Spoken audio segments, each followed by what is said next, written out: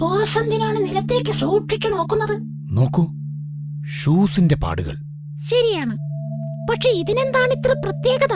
എന്റെ മണ്ടൻ ഡീമു, ഇത് കൊള്ളക്കാർ ധരിച്ച ഷൂസിന്റെ പാടുകളാണ്.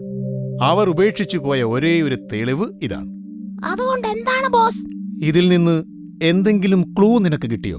ഇല്ല, എനിക്കൊന്നും മനസ്സിലായില്ല ബോസ്. ഞാനൊരു കാര്യം പറഞ്ഞാൽ നീ പുറത്താരോടും പറയരുത്. ഇല്ലേ? എന്താണ്? സത്യം പറഞ്ഞാൽ എനിക്കും ഒന്നും മനസ്സിലായില്ല. എന്താണ് ബോസെ ഒരുമാതിരി കുട്ടികളെ പോലെ സംസാരിക്കുന്നത്? ഈ പ്രതിസന്ധി ഘട്ടത്തിൽ നീ എന്നെ കൈവിടരുത്.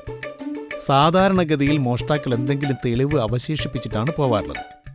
പക്ഷെ ഇവർ പഠിച്ച കള്ളന്മാരാണ്. നീ നോക്കൂ, പോലീസ് നായ മണം പിടിക്കാതിരിക്കാൻ സാമ്പാർ പൊടി വെതറിയിട്ടാണ് അവർ പോയിരിക്കുന്നത്. എന്ന് പറഞ്ഞാൽ എങ്ങനാ? ഞാൻ പറഞ്ഞോ ഈ കേസ് ഏറ്റെടുക്കാൻ? എന്തൊക്കെയായിരുന്നു വീരവാദങ്ങൾ! കൊള്ളക്കാരെ ഓടിച്ചു കൊട്ടേക്കേറ്റും, അഴിയണ്ണിക്കും എന്റെ സ്റ്റേഷൻ പരിധി. എന്നിട്ടിപ്പോ എന്തായി? ആ കാക്കയ്ക്ക് വെടി കൊണ്ടപ്പോഴേ ഞാൻ കരുതിയതാ ഇത് ഇങ്ങനെയൊക്കെ അവസാനിക്കൂന്ന്. നോക്കൂ, പുറത്ത് നാട്ടുകാർ തടിച്ചുകൂടിയിരിക്കുകയാണ്. കൊള്ളക്കാർ പിടിക്കാൻ നീ തന്നെ എന്തെങ്കിലും വഴി കണ്ടെത്തി തരണം. അല്ലെങ്കിൽ ഞാൻ അവരോട് പറയൂ, നീയാണ് ഇവിടെ കയറി മോട്ടിച്ചതെന്ന്. സത്യം. അയ്യടാ മാമി, ഇച്ചിരി പൊളിക്കും. എന്തെങ്കിലും ഒരു വഴി പറഞ്ഞതാടോ, പ്ലീസ്. അങ്ങനെ ചോദിക്കേ. നമുക്ക് മുൻപിൽ രണ്ട് വഴികളാണുള്ളത്. ഏതൊക്കെ? ഒന്ന്, ഈ മണ്ണിൽ നിന്ന് അതിവിദഗ്ധമായി സാമ്പാർ പൊടി വേർതിരിച്ചെടുക്കുക. സാമ്പാർ പൊടി വേർതിരിച്ചെടുത്തു കഴിഞ്ഞാൽ മണ്ണിലുള്ള കൊള്ളക്കാരുടെ മണം പോലീസ് നായക്ക് പിടികിട്ടും.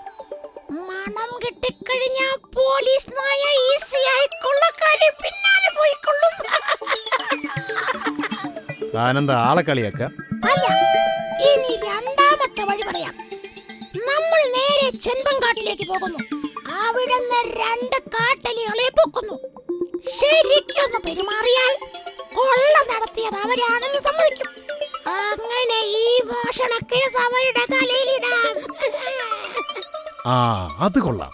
അതാണ് നടപ്പുള്ള കാര്യം. പക്ഷേ എന്ത് പക്ഷേ? ഒരു ഇൻവെസ്റ്റിഗേഷൻ ഓഫീസർക്ക് പക്ഷേകളില്ല. പക്ഷേകളില്ല. പക്ഷേ കാട്ടലികളെ പൊക്കിയാൽ നഷ്ടപ്പെട്ട നിധി എവിടുന്ന് കിട്ടും? അത് നമ്മൾ ഇവിടുന്ന് ഉണ്ടാക്കും.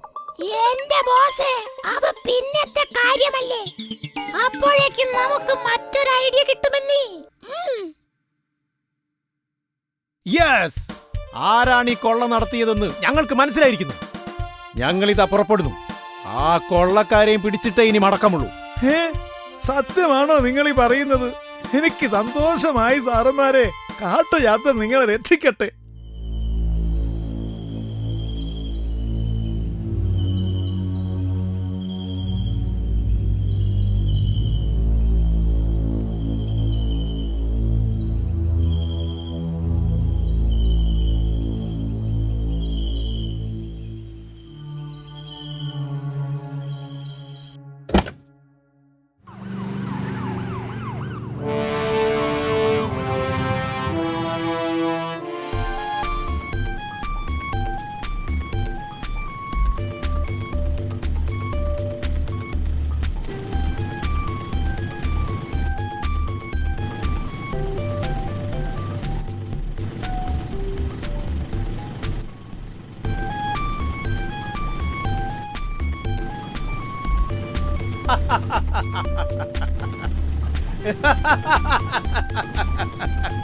ഇന്നു മുതൽ ഈ അനീഷ് കടുവയും സുനീഷ് പുലിയും കാട്ടിലെ രാജാക്കന്മാർ.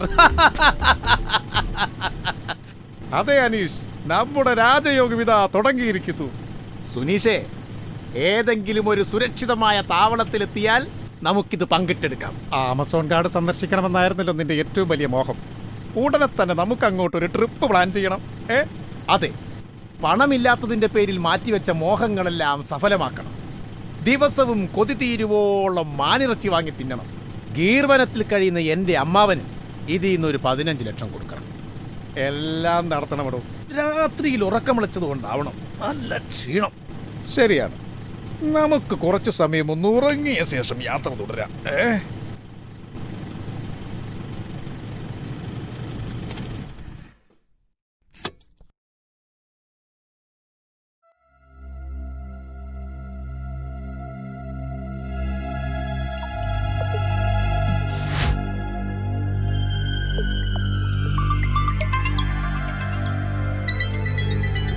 എന്താ അനീഷ്, എന്തു പറ്റി?